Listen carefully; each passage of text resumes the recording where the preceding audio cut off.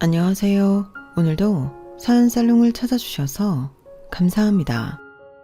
저는 올해 곧 돌이 되는 한 아이의 엄마이자 이혼녀 김하영이에요. 예전에 강주호님이 TV에서 하신 말씀이 있어요. 상남자 최민수 씨와 어떻게 싸우지 않고 지내나는 질문에 자신은 그 순간엔 넘어가는 것 같지만 다 기억해뒀다가 똑같은 상황이 되면 상대방을 제대로 혼내준다고 하셨거든요.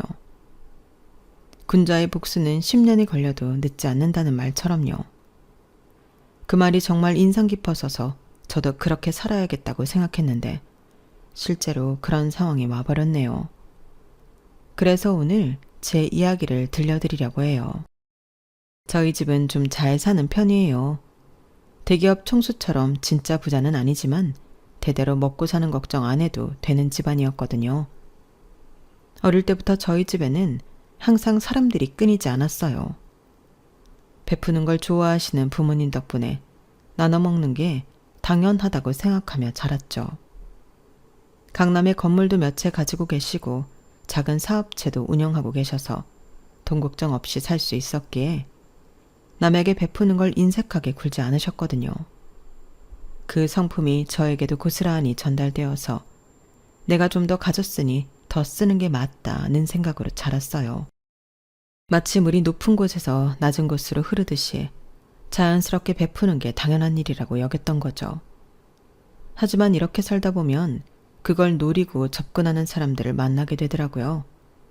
어릴 땐 그런 걸 구분 못하고 당하기도 했는데 나이가 들면서 사람을 보는 눈이 생겼어요. 이 사람의 마음이 진심인지 아닌지를 무심코 내뱉은 한마디, 행동 하나에서 본심이 튀어나오거든요. 마치 가면이 살짝 벗겨지는 순간처럼요. 그런 게 느껴지면 당연히 거리를 뒀고 지금 주변에 남은 친구들은 저에게 2번 사면 한 번은 사려고 하는 사람들이에요. 그게 얼마든 마음이라고 생각하기에 관계가 유지될 수 있다고 생각해요. 서로 주고받는 게 있어야 진짜 우정이라고 생각하거든요. 그런 점에서 남편은 저에게 꽤 높은 합격점을 받은 사람이었어요. 개천에서 용남 케이스로 시부모님은 식당을 운영하셨는데 거기서 서빙도 하며 용돈을 벌었다고 했거든요. 그래서 돈의 귀함을 알았고 제가 돈이 많다고 해도 쉽게 버는 게 아니라는 마인드를 가지고 있었어요. 그 말을 들었을 때 이 사람은 다르구나 하는 생각이 들었어요. 처음 친구 소개로 만났을 때 정말 신선한 충격이었어요. 카페에서 마주 앉은 그 순간이 아직도 생생해요. 강남에서 오래 사셨다면서요? 첫 마디부터 우리 집이 돈이 많다는 걸 알고 있다는 듯이 말하더라고요. 순간 이 사람도 그런 사람인가? 하며 경계심이 올라왔어요. 속으로 또 시작이네 하면서 말이에요. 맛집 많이 알겠어요. 맛있는 곳 안내해 주시면 감사의 의미로 제가 저녁 사겠습니다. 그런데 이렇게 자연스럽게 이어지는 거예요. 보통 잘 산다고 하면 사달라거나 강남 맛집은 당연히 비싸다는 인식으로 꺼리는 사람들이 많은데 말이에요. 그 순간 제 마음속 경계심이 살짝 누그러지는 걸 느꼈어요. 저 솔직히 말씀드리면 한 달에 400 조금 넘게 벌어요. 또래에 비해서 많은 편이지만 하영 씨 눈엔 안 차실 수 있는데 제가 없는데 있는 척하는 건 아니라고 생각해서요. 우리 그 선에서 데이트하면 안 될까요? 심지어 자신의 경제 사정까지 솔직하게 털어놓더라고요. 그 모습이 너무 신선했어요. 보통 남자들은 어떻게든 허세 부리며 여자 마음 얻으려하는데 자신의 경제 사정이 우리 집에 비해 모자라다는 걸 처음부터 인정하고 시작한다는 점에서 모든 것이 좋아 보였거든요. 그래서 세상에 이런 남자도 있구나 싶었어요. 정말 진심으로 좋아하는 것 같았고 결혼까지 무난하게 이뤄졌죠. 그때만 해도 그의 진짜 속내를 알 리가 없었으니까요. 부모님 역시 그의 성실함을 마음에 들어 하셨어요. 천생연분인지 결혼 후 한 달 만에 임신하면서 그는 더 바빠졌거든요.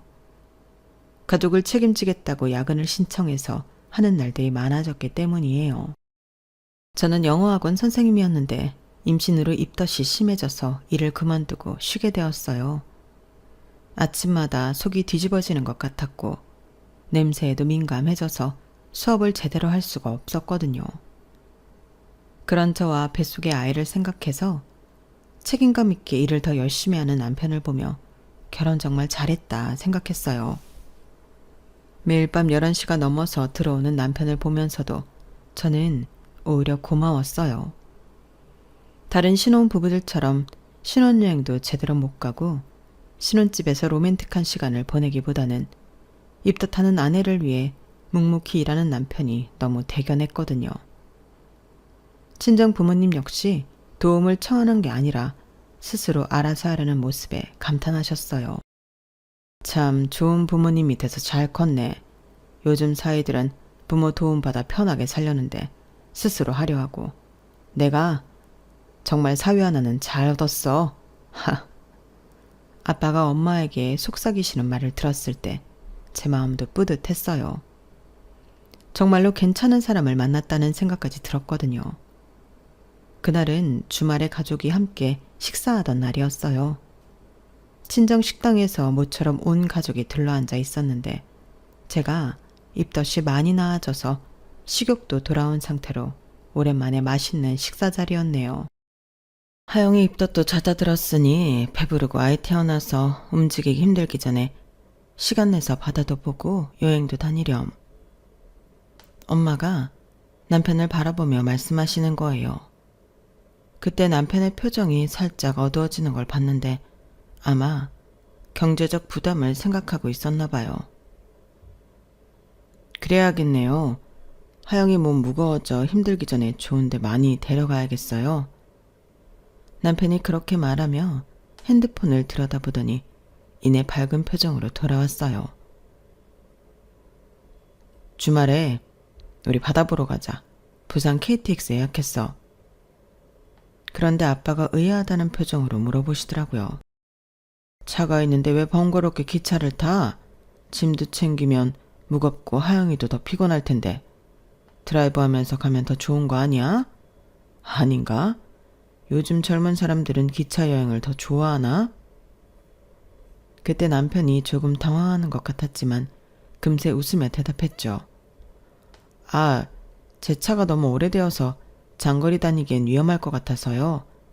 하영이가 홀몸도 아니고 임신까지 했는데 가족을 생각하면 안전한 게 좋죠. 제 차는 저 혼자만 급할 때 타는 게 맞는 것 같아요. 그 말을 들은 순간 아빠의 표정이 확 달라지더니 눈에서 하트가 발사되는 것처럼 표정을 숨기지 못하셨는데 이렇게 생각이 깊구나. 우리 딸을 정말 사랑하는구나.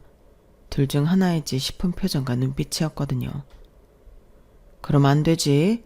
당장 차 바꿔야겠는데. 아빠가 갑자기 일어서시면서 남편을 바라보셨어요. 아니에요, 아버님. 저희가 알아서 할게요. 지금 당장은 못 바꾸겠지만 제가 더 열심히 노력하면 아기 태어나기 전엔 자가도 새 차로 바꿀 수 있을 거예요. 남편이 당황하며 손사래를 쳤지만 아빠 마음은 이미 정해진 상태였죠. 무슨 소리야. 우리 하영이랑 손자 태우고 다닐 차가 그래서 되겠어? 지금 당장 같이 가자. 그렇게 아빠는 괜찮다는 남편을 반강제로 데리고 평소 아빠가 자주 가던 외제차 매장을 찾았어요. 저는 임신 중이라 집에 있었는데 2시간 만에 돌아온 아빠와 남편의 표정이 대조적이라 아직도 생생하게 기억나요. 아빠는 뿌듯한 표정이었고 남편은 뭔가 복잡한 표정이었거든요. 집에 와 물으니 이렇게 단번에 좋은 차를 뽑아주실지 몰라서 너무 당황해서 고맙다는 소리도 제대로 못한 것 같다고 아직도 얼떨떨한 듯 말하더라고요. 아빠가 바로 계약하고 온 차는 벤츠 C클래스였는데 남편에게는 꿈의 차였을 거예요. 그날 밤 남편이 말했거든요. 이런 차를 언제 타보나 했는데. 그 말을 들으면서 저는 마음이 따뜻해졌어요. 그때만 해도 그의 진짜 속마음을 알 리가 없었으니 열심히 책임감을 가진 남편과 그를 이뻐하는 친정아빠의 모습들이 감사하고 또 감사할 따름이었네요. 그렇게 한 달 뒤 예약했던 차가 나왔어요. 저는 배가 불러서 잘 못 움직이니까 남편 혼자 차를 인수받았는데 생각보다 막 좋아하지 않는 것 같았어요. 시승을 하고 와서도 표정이 그렇게 밝지 않더라고요. 보통 남자들이 새 차, 그것도 벤츠를 받으면 신이 나서 이것저것 만져보고 자랑하기 바쁠 텐데 남편은 오히려 무거운 표정이었어요. 왜 그래? 마음에 안 들어? 제가 물어보니까 남편이 한숨을 쉬며 말하더라고요. 아니야, 차는 정말 좋아. 근데 이런 거 받아도 되는지 모르겠어. 무슨 소리야? 다 큰 자식인데 부모 덕 바라는 것 같아서 마음이 편하지 않아. 처음에는 그냥 고맙게 받으면 되는 줄 알았는데 막상 이렇게 비싼 차를 받고 보니까 남편의 표정이 정말 착잡해 보였어요. 그 모습을 보면서 저는 오히려 더 기특했어요. 받을 수 있을 때 받겠다고 하지 않고 오히려 부담스러워하는 게 진짜 좋은 사람 같았거든요. 그러면 더 잘하면 되는 거 아니야? 제가 남편의 어깨를 토닥이며 말했어요. 당연히 부모는 자식에게 더 좋은 걸 주고 싶지 않겠어? 더군다나 임신한 딸이랑 손자를 생각하면 당연한 거지. 그렇긴 한데 당신은 내 뱃속 아이에게 그런 마음 들지 않아? 나중에 우리 아이가 커서 필요한 게 있으면 해주고 싶지 않을 것 같아? 그러자 남편의 표정이 환해지더라고요. 그렇네. 내가 너무 생각이 짧았나 봐. 아버님 어머님이 우리를 위해서 주시는 건데 고맙게 받아야겠다. 그러니까 그 대신 부모님께 더 잘해드리면 되는 거야. 남편은 제 말이 맞다며 동조하면서 앞으로 친정 부모님께 더 잘해야겠다고 다짐했어요. 그 모습이 너무 기특해 보였거든요. 그리고 실제로 시간 날 때마다 친정 부모님을 찾아가며 살갑게 굴었어요. 주말이면 꼭 들러서 안부를 여쭙고 아빠가 좋아하는 술이라든지 엄마가 좋아하시는 꽃 같은 것들을 사들고 가더라고요. 친정 부모님은 그런 남편을 정말 예뻐하셨어요. 하영이 복 많네. 저런 남편을 어디서 구하냐. 엄마가 남편이 없을 때 저에게 하신 말씀이었어요. 정말 자랑스러웠죠. 그렇게 2달이 더 지났을 무렵 남편이 변화하기 시작했어요. 아니, 정확히는 본색을 드러내기 시작했다고 해야 할까요? 그때는 몰랐지만 지금 생각해보면 그때부터 시작이었던 것 같아요. 아이 방을 만들어야겠는데 남편이 핸드폰으로 이것저것 쇼핑하면서 중얼거리더라고요. 아기 침대, 기저귀 가리대, 장난감 등등 보기에도 예쁜 것들이 많았어요. 우리 집이 좀 좁아서 뭘 사두기가 힘들 것 같아. 남편이 한숨을 쉬며 말했어요. 우리 집은 24평 아파트였는데 결혼 전 제가 독립해서 살던 집을 리모델링해서 들어왔거든요. 아이를 낳아도 사실 좁은 집은 아니라고 생각했어요.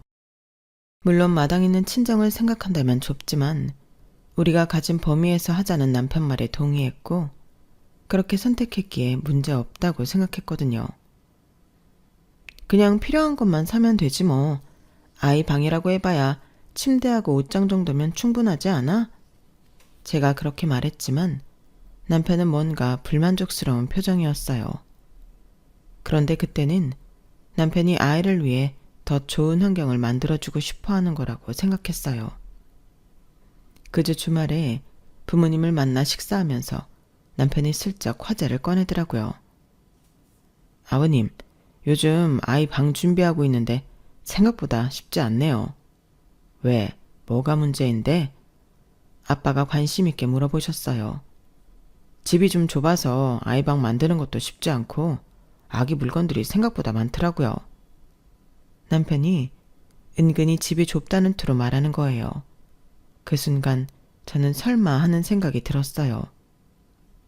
좁으면 이사 가면 되지 뭐가 문제야? 부모님이 당연하다는 듯이 말씀하시더라고요. 아니에요. 저희가 알아서 할게요. 지금 집도 충분히 넓은데요. 제가 얼른 말했지만 이미 부모님 마음은 정해진 상태였어요. 우리가 가지고 있는 아파트 중에 48평짜리가 하나 있는데 그게 2달 뒤에 전세가 끝나 리모델링해서 들어가면 될 것 같은데 엄마가 말씀하시는 순간 남편의 눈이 반짝이는 걸 봤어요. 어머님, 그런 큰 집을 생각했던 건 아닌데요. 남편이 겸손한 척 말했지만 표정은 완전히 달랐어요. 하나만 낳을 거 아니고 학교까지 생각하면 정착하는 게 부모님 말씀처럼 나은 것 같네요.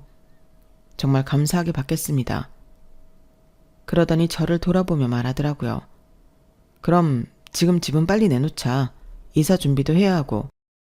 그때 저는 뭔가 이상하다는 느낌이 들었어요. 분명히 결혼할 때는 우리가 가진 범위에서 하자고 했는데 이제 와서 왜 이런 식으로 나오는 건지. 하지만 그때는 남편이 아이를 위해서 더 좋은 환경을 만들어주고 싶어 하는 거라고 생각했어요. 그렇게 새로운 집 인테리어에 열을 올리는 와중에 남편이 새로운 사업 구상을 하기 시작했어요. 처음에는 가벼운 얘기였어요. 평소 옷 잘 입는다는 소리를 들었기에 편집샵 운영하면 잘할 것 같다는 말을 흘려 했었거든요. 그때는 그냥 허황된 꿈 정도로 생각했어요. 누구나 한 번쯤 해보는 이야기니까요. 하지만 아빠가 강남의 상권 좋은 곳에 건물이 있다는 걸 알고 나서는 남편의 태도가 더 노골적으로 변했어요. 좋은 물건도 볼 줄 아는 곳에 있어야 제대로 되는 거 아니야? 아버님이 가진 가게자리가 딱일 것 같은데. 남편이 슬쩍 떠보듯이 말하더라고요. 저는 대꾸도 안 하고 흘려보냈는데 아빠를 만나면 자신의 아이디어를 열심히 알려주며 설득하기 시작했어요. 그날도 주말 저녁 식사 자리에서였는데 남편이 갑자기 화제를 꺼내더라고요. 아버님, 요즘 사람들 쇼핑 패턴이 많이 바뀌었더라고요. 어떻게? 아빠가 관심 있게 물어보셨어요. 편하게 쇼핑하려고 하더라고요. 굳이 명동이나 강남 번화가까지 가서 쇼핑하는 게 아니라 일상생활 반경 안에서 좋은 물건들을 사고 싶어 해요. 남편이 마치 시장 조사를 한 것처럼 말하더라고요. 보통 편집샵은 가로수길처럼 잘 알려진 곳들에 있었는데 회사 주변에 두면 점심시간에 직장인들 접근성이 좋아서 잘 될 거라고 생각해요. 남편의 목소리가 점점 열정적으로 변해가더라고요. 아빠도 평소에 의류에 관심이 많으셨기에 남편의 말에 솔깃해하시는 것 같았어요. 그런 아이디어도 있구나. 확실히 요즘은 접근성이 중요하지. 맞아요. 그리고 저도 평소에 옷 잘 입는다는 소리를 들어서 제가 직접 골라서 들여놓으면 잘 팔릴 것 같아요. 그때 아빠가 갑자기 말씀하시더라고요. 하고 싶으면 가게 하나 내줄 테니 해봐라. 그 순간 저는 깜짝 놀랐어요. 설마 아빠가 정말로 가게를 내준다고 하실 줄은 몰랐거든요. 아버님, 정말요? 남편의 눈이 반짝이는 걸 봤어요. 마치 기다렸다는 듯이 말이에요. 아빠, 갑자기 꺼낸 말에 그렇게 반응해주면 어떡해. 사업이라는 게 쉬운 것도 아니고 애까지 생긴 마당에 더 조심해야지. 이 사람 월급 적게 받는 게 아니잖아. 안정적인 직장 놔두고 왜 바람 놓고 그래.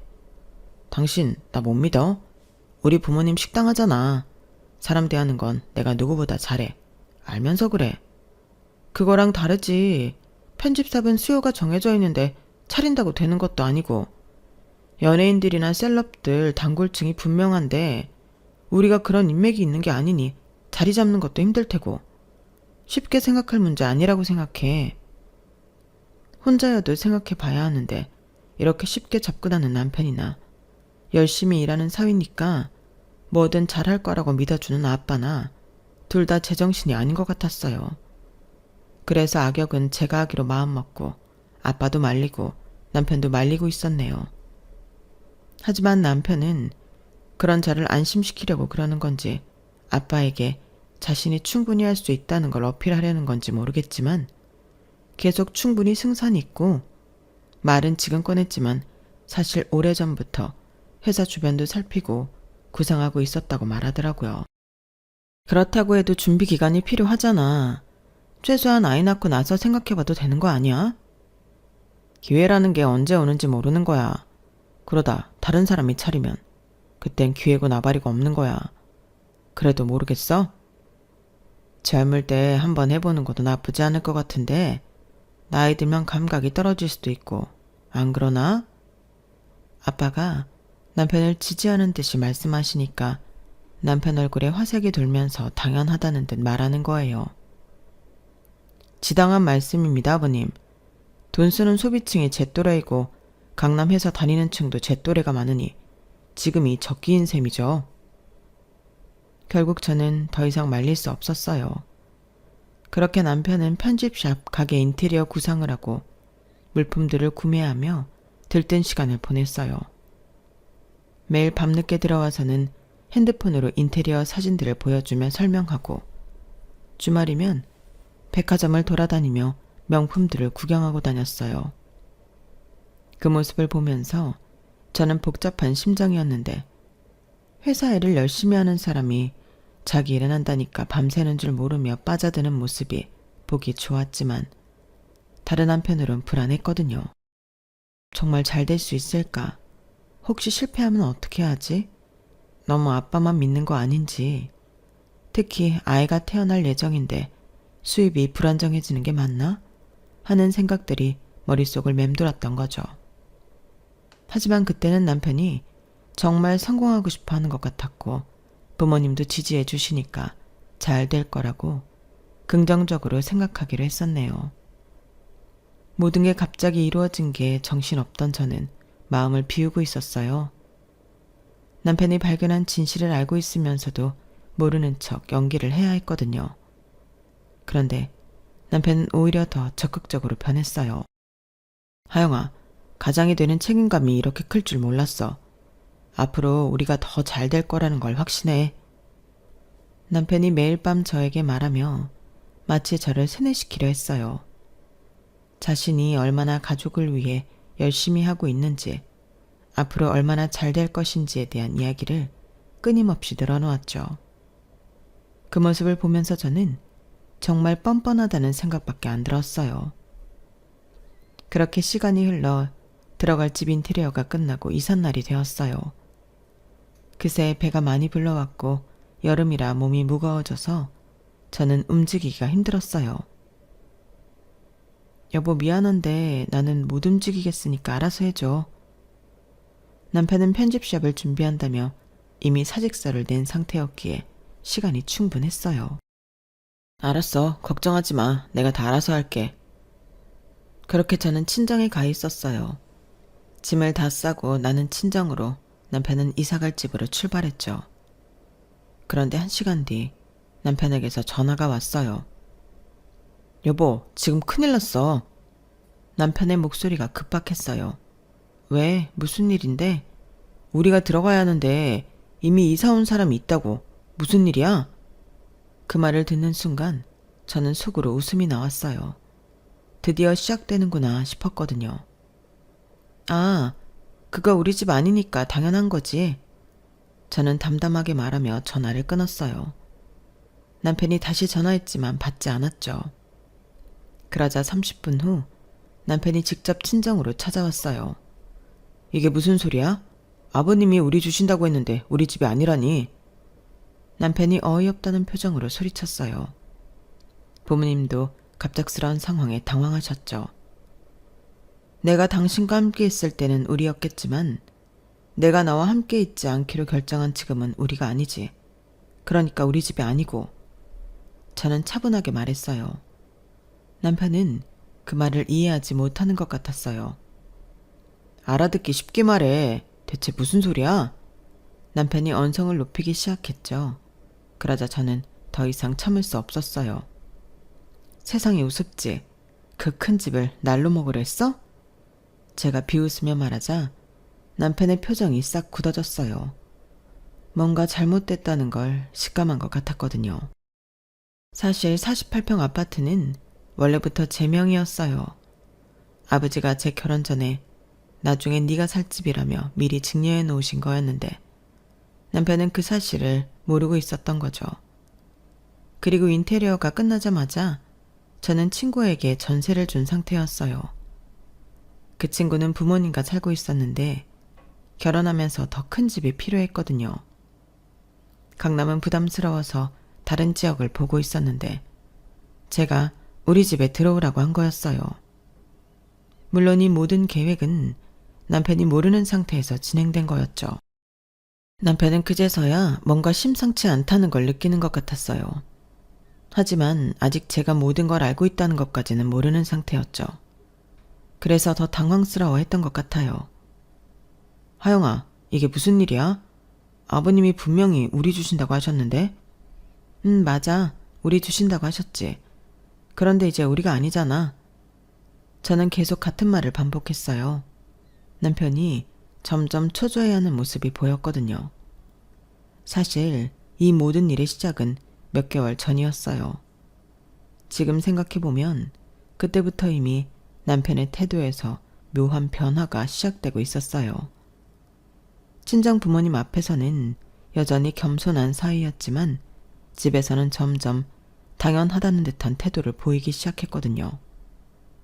남편이 잦은 야근을 할 때였는데 매일 늦게 들어오는 남편이 안쓰럽고 고마운 마음에 간식을 싸서 회사로 찾아간 적이 있었거든요. 그날 저는 특별히 남편이 좋아하는 샌드위치와 따뜻한 커피를 보온병에 담아서 준비했어요. 깜짝 놀래켜줄 생각이었고 임신한 아내가 찾아오면 그날은 좀 일찍 끝낼 수 있지 않을까 하는 일말의 기대감도 있었죠. 배가 불러서 움직이기 힘들었지만 남편 생각에 발걸음이 가벼웠어요. 남편 회사 건물 앞에 도착해서 로비로 들어가려는데 건물 뒤쪽에서 남편 목소리가 들렸어요. 분명히 남편 목소리였는데 누군가와 대화하고 있더라고요. 흡연구역이었기에 뭐에 홀린 듯 그쪽으로 발걸음을 옮겼어요. 가까이 가보니 웬 여자와 함께 있었어요. 그 여자는 담배를 피고 있었고 남편은 담배를 안 피니까 커피를 마시고 있었죠. 처음에는 단순히 동료와 잠깐 얘기하는 거라고 생각했어요. 하지만 뭔가 이상했어요. 남편이 회사에 친하게 지내는 여직원이 있다는 소리를 들은 적이 없었거든요. 뭔 일인가 싶어서 기둥 뒤로 숨어서 가까이 다가가 둘이 하는 이야기를 들었어요. 그런데 들리는 대화 내용이 심상치 않았어요. 오피스 와이프가 이런 건가? 싶을 정도로 둘은 수위를 넘나드는 말을 하고 있었거든요. 그 여자가 남편의 팔을 툭툭 치면서 농담을 하고 남편도 그런 스킨십을 자연스럽게 받아들이고 있었어요. 그 모습만으로도 충분히 충격적이었는데 더 큰 충격은 그 다음에 들린 말이었어요. 그 말 중에서 귀에 선명하게 들리는 말이 있었는데 그건 남편의 말이었어요. 저갓집이 완전 개호구야. 글쎄 내가 뭐 좀 필요하다고 샤바샴 하면 다음날 바로 준다니까?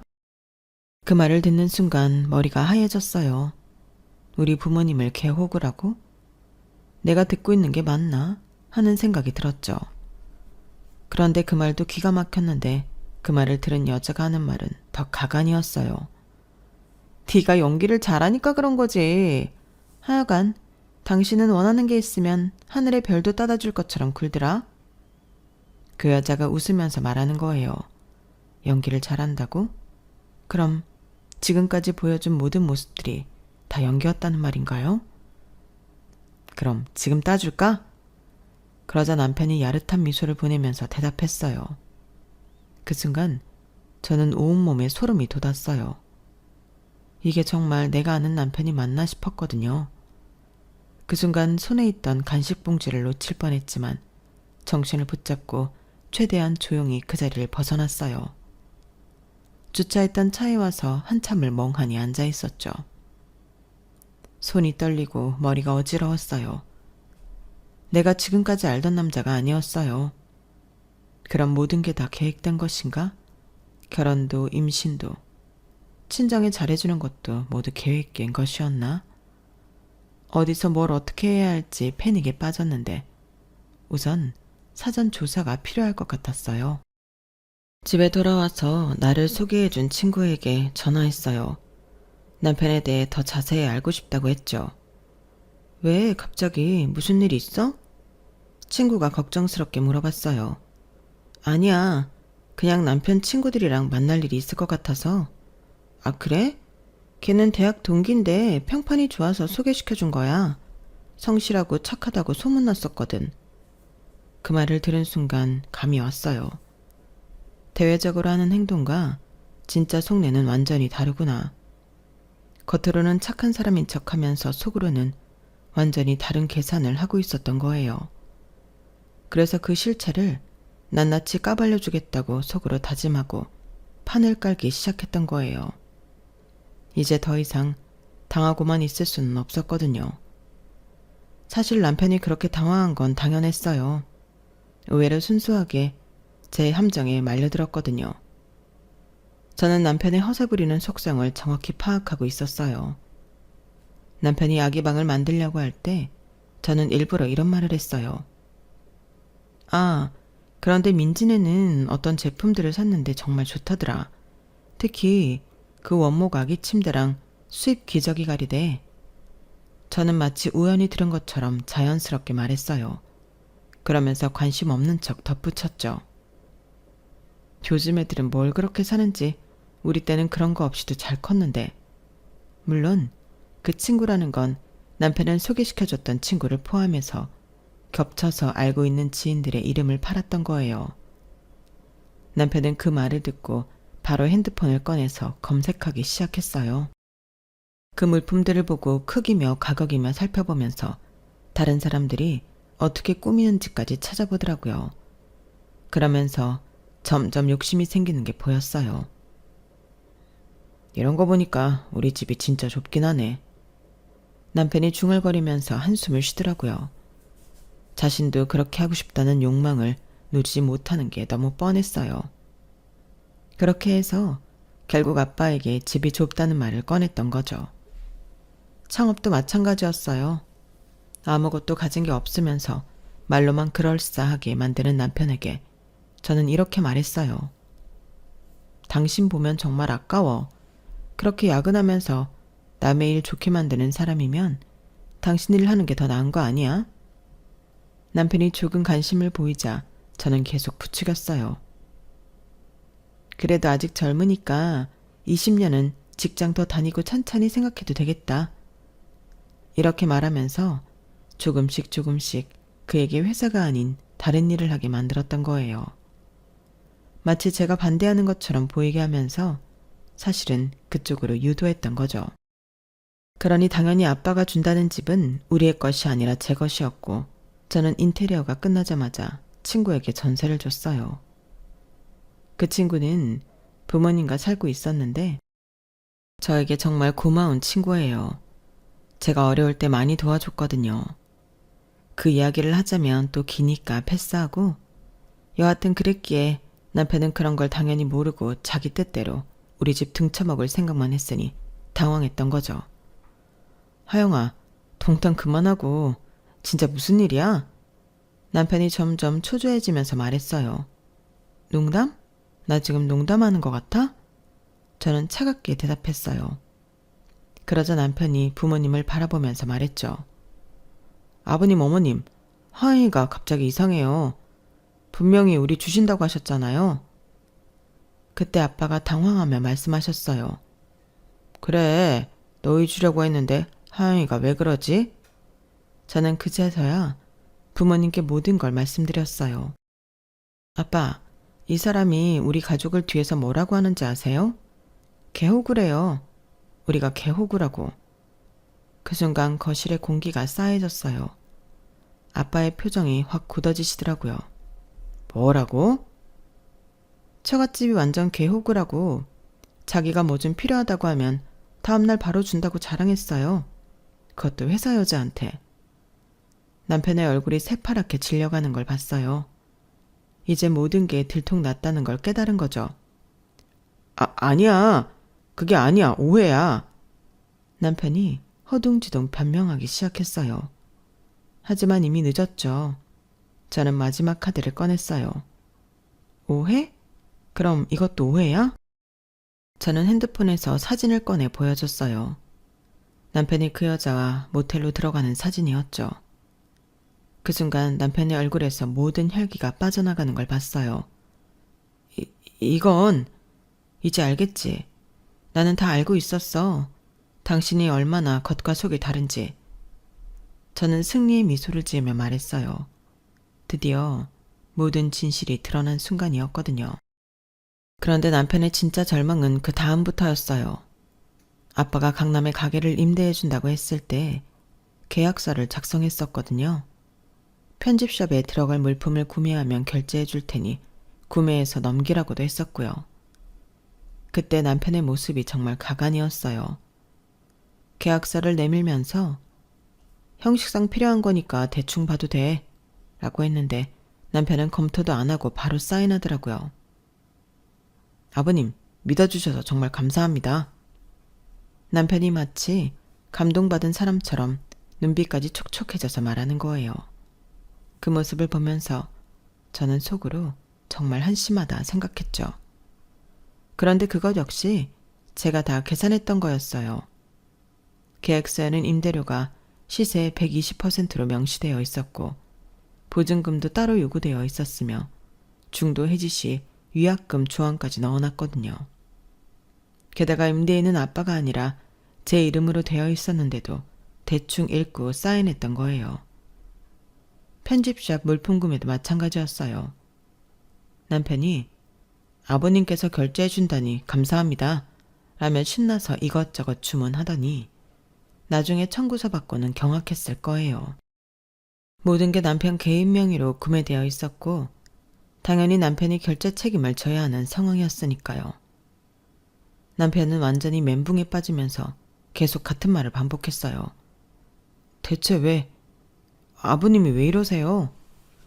하영아, 뭔가 오해가 있는 것 같은데. 남편이 당황하면서 말했지만 저는 차갑게 대답했죠.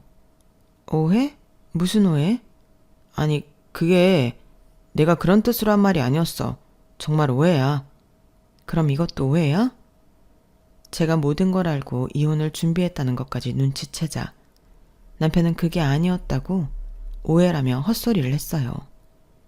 그때 저는 마지막 결정타를 날렸죠. 그 여자와 모텔을 드나들던 사진을 보여준 거예요. 남편은 완전히 무너지면서 이건 진짜 우연히 한 번뿐이었다고 변명했지만 제가 한 달 동안 수집한 증거들은 그게 거짓말임을 보여주고 있었어요. 총 7번의 만남, 4번의 모텔 출입, 그리고 수십 통의 문자 메시지까지 모든 게 다 있었거든요. 이것도 오해야?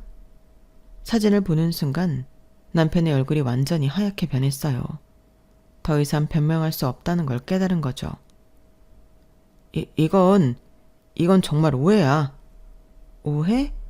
모텔 들어가는 것도 오해고 우리 집을 개 호구라고 한 것도 오해야? 저는 냉정하게 말했어요. 사실 이렇게까지 해야 하나 싶었지만 태어날 아이를 위해 양육권을 가져오기 위해 끝까지 가야 했어요. 임신해서도 부부관계를 하는 경우도 있다지만 친정을 호구로 아는 사람과 하고 싶은 여자가 어디 있겠어요. 게다가 저는 아이도 이미 가진 상태니까 거절하기 좋았고 이 남자는 그 시간을 못 참고 넘지 말아야 할 선을 넘어버렸던 거예요. 그 전에도 그런 관계였는지 아니면 제가 시발점이 되었는지 모르지만 개벌은 난 못 준다고 원래 그랬다고 생각해요. 그렇게 자신이 원하는 대로 될 거라 생각했는데 자신이 파놓은 함정에 자신이 빠져서 호적되는 꼴이란 정말 웃겼어요. 남편은 그제서야 자신이 얼마나 큰 빚더미에 앉게 됐는지 깨달았을 거예요. 회사도 그만둔 상태에서 인테리어 비용에 편집샵 물품비까지 합치면 몇 천만 원이 넘는 돈을 혼자 감당해야 하는 상황이었거든요. 그야말로 자업자득이었죠. 저는 웃으며 이제 시작인데 이런 걸로 열 빼지 말라고 말했어요. 아, 그리고 인테리어 비용 3천만 원이랑 편집샵 물품비 2천만 원은 당신이 직접 계약한 거니까 당신이 책임져야지. 나는 이혼하니까 부부 공동책임 이런 거 없다 라고 못 박았네요. 당연히 이혼하게 되었어요. 남편의 불륜과 경제적 기만행위 그리고 처가에 대한 모독적 언사들이 모두 증거로 제출되면서 양육권은 당연히 제게 왔어요.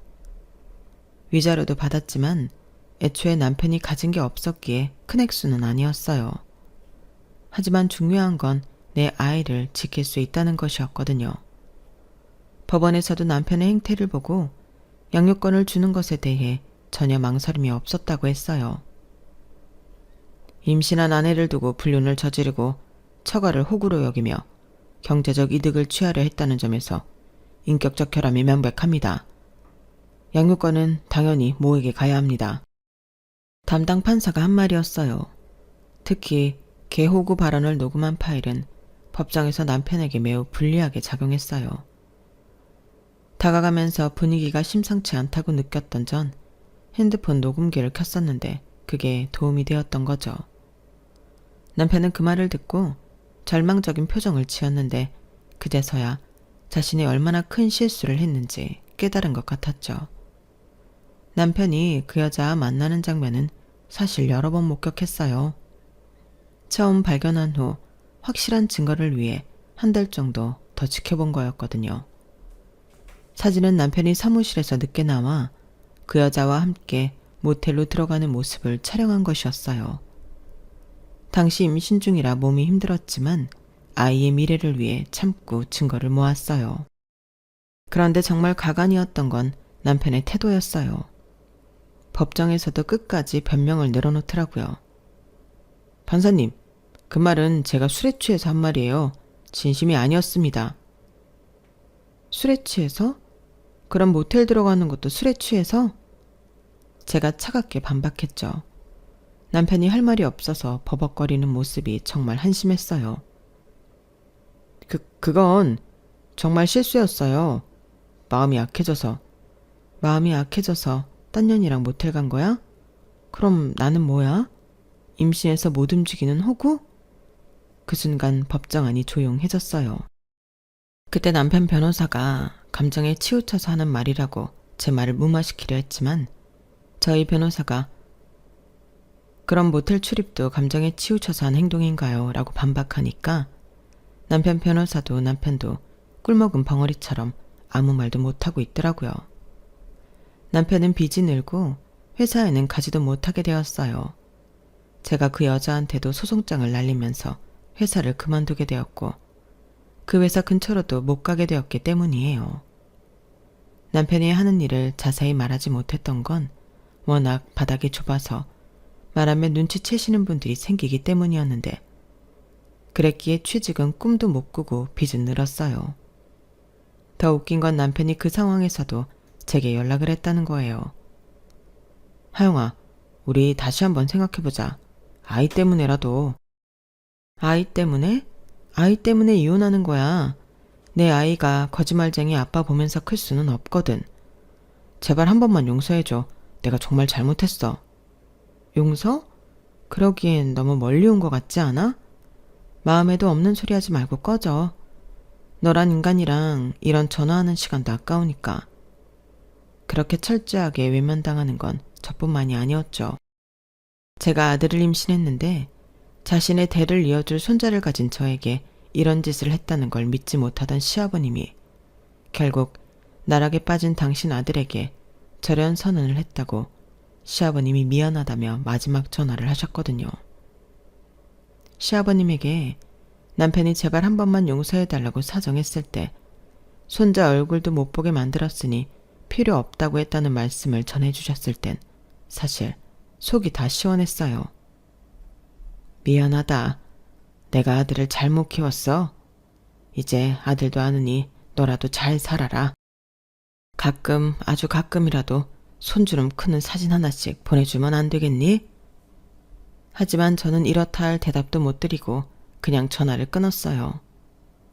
남편과 관계된 건 싫었지만 시아버님은 따뜻한 분이셨기에 대놓고 아니라는 말은 못하겠더라고요. 집과 가게는 모두 제 명의였기 때문에 재산분할 대상이 아니었어요. 남편이 가진 건 중고차와 적은 예금이 전부였고 오히려 편집샵 준비하면서 진 빚이 5천만 원 넘게 있었어요.